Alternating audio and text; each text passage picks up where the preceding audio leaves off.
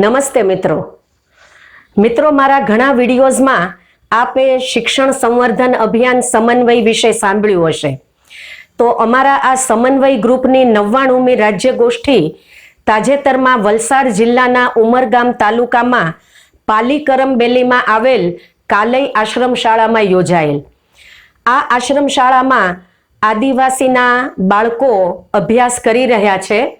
ગાંધી વિચાર અને બુનિયાદી કેળવણીના પાયા પર જુગતરામ દાદાએ આ સંસ્થાની સ્થાપના કરેલી.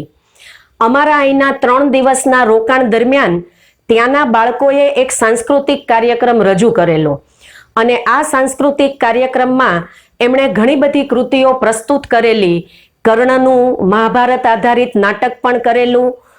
દીકરીઓને જે એસિડ એટેક કરવામાં આવે છે તેનું એકપાત્રી અભિનય પણ થયેલો અને એની સાથે એક ડાંગી નૃત્ય ખૂબ સરસ રીતે રજૂ કરવામાં આવેલું.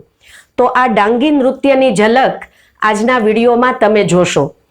ખાસ મારે ઉલ્લેખ એ કરવો છે કે સામાન્ય રીતે આપણી શહેરોની શાળામાં આવી કોઈ કલ્ચરલ ઇવેન્ટ હોય તો પ્રોફેશનલ કોરિયોગ્રાફર તૈયારી કરાવતા હોય છે અને કેટલા મોંઘા ડ્રેસીસ એ સ્ટુડિયોમાંથી ભાડે લઈને બાળકોને પહેરાવવામાં આવતા હોય છે.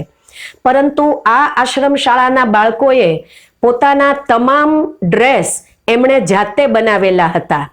કોઈ પણ મુગટ, આભૂષણ કે એવી તમામ વસ્તુઓ, ફૂલો, પૂંઠાઓ, રંગબેરંગી કાગળ, સિલ્વર કાગળ, આ બધાનો ઉપયોગ કરીને એમણે સરસ રીતે એ બનાવેલું અને માત્ર ને માત્ર શિક્ષકોના માર્ગદર્શન હેઠળ આ કૃતિઓ તેમણે પ્રસ્તુત કરેલી.